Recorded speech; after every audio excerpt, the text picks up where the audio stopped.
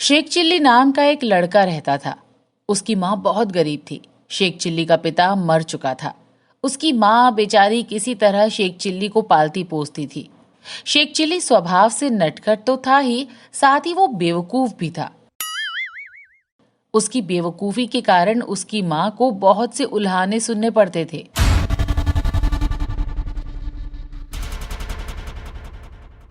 अंत में एक दिन ऊब कर उसने शेख चिल्ली को घर से निकाल दिया। शेख चिल्ली घर से निकलकर पड़ोस के एक दूसरे गांव में चला गया। वहां उसने एक झोपड़ी बनाई और रहने लगा।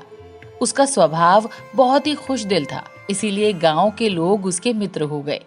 उन्होंने उसकी बड़ी मदद की और उसका रोटी पानी का खर्च चलाने लगे। उसकी जिंदादिली की वजह से गांव के मुखिया की लड़की रजिया उस पर आशिक हो गई। गांव के कुछ नौजवान भी शेख चिल्ली के हिमायती थे। उन्होंने एक दिन दबाव डालकर मुखिया की लड़की रजिया से उसकी शादी करा दी। शेख चिल्ली को शादी में, दान में, दहेज में बहुत कुछ रुपए तथा जेवरात भी मिले। शेख चिल्ली अपनी औरत तथा शादी में मिले हुए रुपए और जेवरात लेकर अपने गांव वापस लौट आया।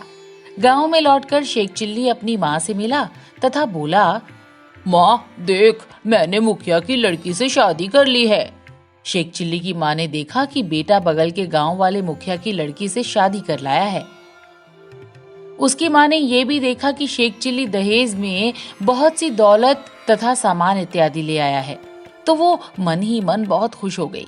परंतु वो जानती थी कि शेख चिल्ली एक बिल्कुल बेकार लड़का है। इक्कू पैसा कमाने का कोई भी हुनर मालूम नहीं उसे। इसीलिए वो कहने लगी, बेटा तू बहुत ही आलसी और बेवकूफ आदमी है, तेरे किए कुछ भी होने का नहीं है। ये सुनकर शेख चिल्ली ने कहा, माँ मैंने इतना बड़ा काम किया है, क्या ये कम है? उसकी माँ ने कहा, बेटा ये बिल्ली के भाग्य से छींका टूट गया है। तू अगर अपने मन से जानबूझकर कोई काम करे और उसमें कोई तरक्की करके 4 पैसे कमा कर ला सके तो मैं जानूं, तू मुझे बुढ़ापे में सुख नहीं दे सकता। ये सुनकर शेख चिल्ली ने कहा, माँ तू ऐसा मत बोल, मैं वक्त आने पर तेरे लिए बहुत कुछ कर सकता हूँ। इसी तरह कुछ और वक्त बीत गया। उसकी औरत अपने मायके चली गई और 1 साल बीत गया। एक दिन उसने ससुराल जाने की ठान ली। माँ से पूछा, अम्मी जान मेरी ससुराल कहाँ है? मुझे उसका पता बताओ ताकि मैं वहाँ एक बार जाऊं, क्योंकि मैं वहाँ का पता भूल गया हूँ। पर इस पर उसकी माँ ने कहा, बेटा तुझ में अकल तो है ही नहीं, इसीलिए मैंने अगर पता बताया तो भी तू भूल जाएगा। इसीलिए मेरी बात का ख्याल रखे तो सीधा अपने ससुराल पहुंच जाएगा। ये कहकर उसने कहा, बेटा तू सीधा अपनी नाक की सीध में चले जाना, कहीं भी इधर उधर मुड़ना नहीं, बस सीधे अपनी ससुराल पहुंच जाएगा। ये सुनकर शेख चिल्ली सीधा ससुराल को चल दिया। चलते चलते उसकी माँ ने कहा, बेटा जो साग सत्तू घर में था मैंने बांध दिया है, ये पोटली लेता जा और भूख लगने पर यही साग सत्तू खा लेना। शेख चिल्ली अपने घर से चलकर सीधा अपने नाक की सीध में रवाना हुआ। वो जब अपने घर से सीधा मैदान में 2-3 कोस निकल आया तो सामने एक घर पड़ा।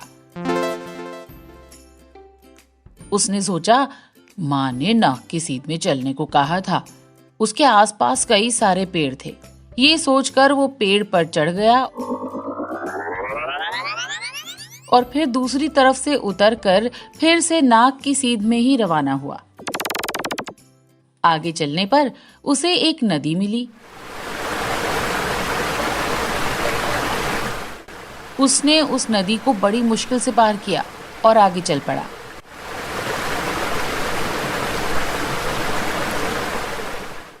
इसी प्रकार चलता हुआ वो आखिरकार अपनी ससुराल आ पहुंचा।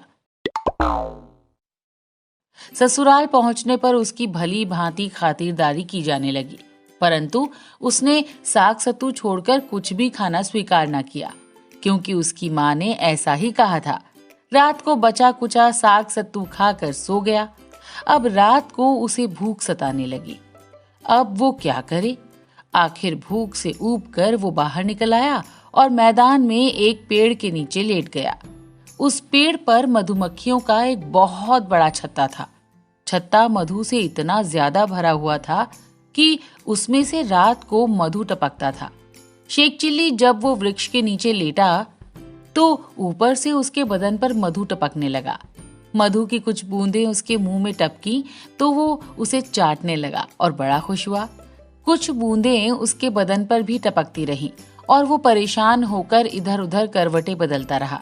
शेख चिल्ली बेवकूफ तो था ही, उसे इस बात का पता नहीं लग सका कि आखिर पेड़ पर ये क्या चीज उसके बदन पर टपकती है। लाचार होकर वो वहां से उठा और घर के भीतर घुसकर एक कोठरी में जाकर सो गया। उस कोठरी के अंदर धुनी हुई रुई रखी थी। शेख चिल्ली को नर्म नर्म रुई मिली तो उसी में आराम के साथ जाकर सो गया। उसके बदन के चारों ओर शहद तो लिपटा ही हुआ था। अब धुनी हुई रुई उसी के बदन पर चारों ओर चिपक गई और उसका बदन और उसकी शक्ल अजीब किस्म की हो गई। सुबह हुई तो शेख चिल्ली की औरत कुछ रुई निकालने उस कोठरी में घुसी। तब तक शेख चिल्ली जाग उठा था। उसको ऐसे रूप में देखकर उसकी औरत चीख उठी। उसने हिम्मत बांधकर पूछा, तुम कौन हो? शेख चिल्ली ने जोर से डांट कर कहा, चुप।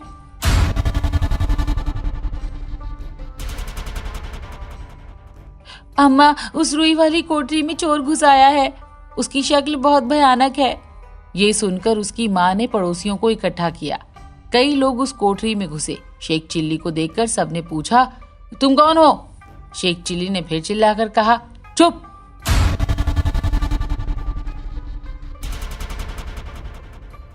अब तो उसका ऐसा रूप देखकर सबकी सिट्टी पिट्टी गुम हो गई।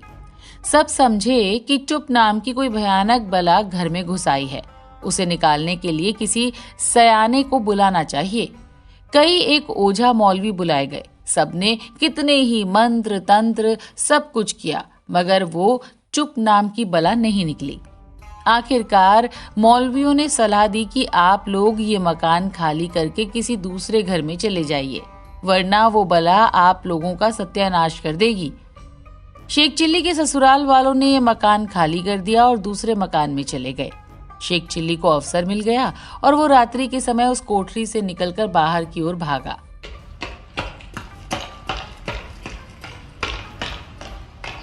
रास्ते में कुछ चोर दिखाई पड़े। आगे एक किसान के बहुत से भेड़ वगैरह बंधे थे।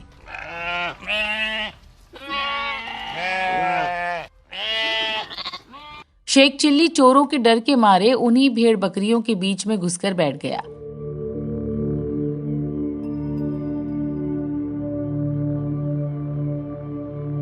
उधर वो चोर भी उसी तरफ आ पहुंचे।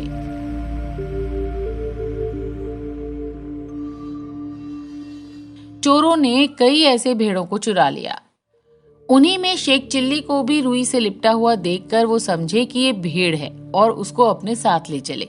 भागते भागते वे नदी के किनारे आ पहुंचे। इतने में सुबह होने लगी।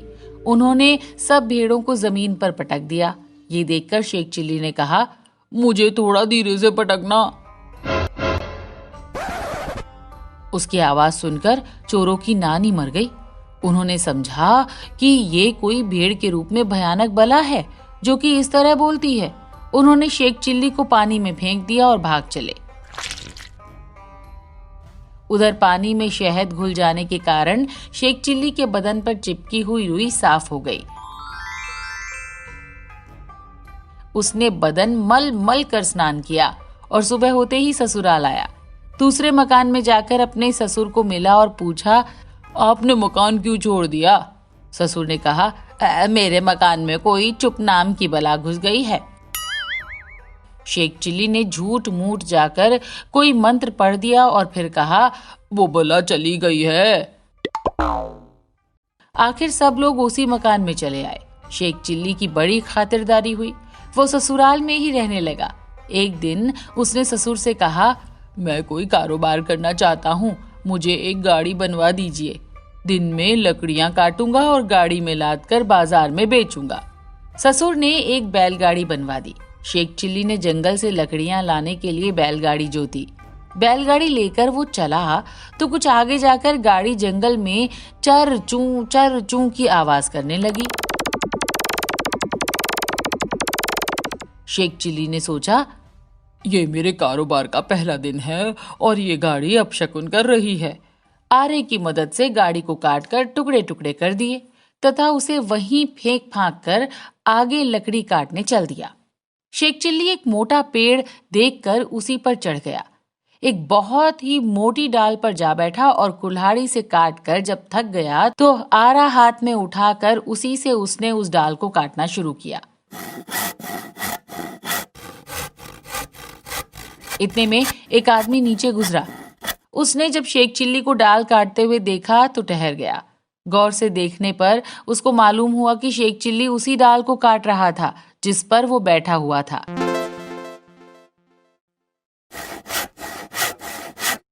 उसने कहा, अरे मूर्ख, तू जिस डाल पर बैठा है उसी को काट रहा है।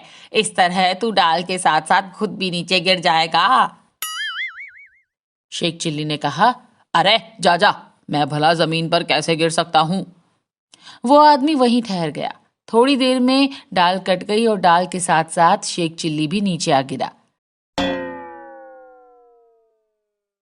तब शेख चिल्ली उसको कहने लगा, आप तो बहुत बड़े आदमी मालूम होते हैं, मुझे तो ये बताइए कि मैं कब मरूंगा।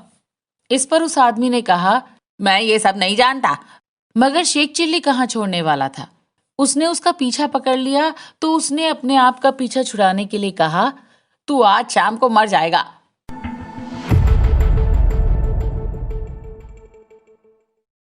ये कहकर वो आदमी तो चला गया। अब शेख चिल्ली ने सोचा कि मुझे आज शाम को मर ही जाना है तो अच्छा है कि पहले से ही कब्र के अंदर लेट जाऊं ताकि मेरे मरने के बाद मेरे रिश्तेदारों को कब्र न खोदनी पड़े। ऐसा सोचकर वो उसी जंगल में एक गड्ढा खोदकर उसमें लेटा रहा। उसी तरफ से एक आदमी जा रहा था। उसके पास एक मटका था। वो आवाज लगाता जा रहा था कि अगर कोई इस मटके को मेरे घर तक पहुंचा दे तो मैं उसे 2 पैसे दूंगा। ये सुनकर शेख चिल्ली झटपट कब्र के अंदर से उठकर खड़ा हुआ और कहने लगा, लाओ, मैं तुम्हारा मटका ले चलता हूँ। ये सुनकर उस आदमी ने वो मटका शेख चिल्ली के हवाले किया। शेख चिल्ली उसे लेकर चल पड़ा। रास्ते में वो ये सोचता हुआ जा रहा था कि मुझे इसकी मजदूरी के 2 पैसे मिलेंगे। 2 पैसे का एक अंडा खरीदूंगा। उस अंडे से मुर्गी पैदा होगी। उस मुर्गी से बहुत सी मुर्गियां पैदा होंगी। उन मुर्गियों को बेचकर एक बकरी खरीद लूंगा। बकरी से बहुत सी बकरियां होंगी। उन बकरियों को बेचकर एक गाय खरीदूंगा। उस गाय से बहुत सी गायें पैदा होंगी। उन्हें बेचकर घोड़ी से बहुत सी घोड़ियां पैदा होंगी। उन सबको बेचकर बहुत से रुपए मिलेंगे। तब मैं अपना मकान बनाऊंगा। फिर एक घोड़े पर बैठकर बाजार में सैर करने निकलूंगा। फिर कारोबार करके बहुत सी दौलत पैदा करूंगा। फिर घर में ठाठ से शाम को बैठक में हुक्का गुड़गुड़ाऊंगा। औरत बच्चों को मेरे पास खाना खाने के लिए भेजेगी।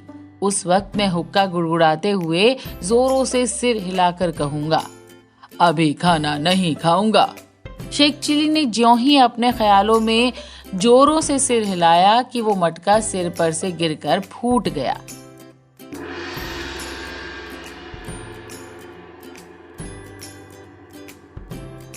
और अंदर का सारा सामान मिट्टी में गिरकर खराब हो गया। इस पर उस आदमी ने शेख चिल्ली की अच्छी खासी मरम्मत की। शेख चिल्ली का सपना टूट गया।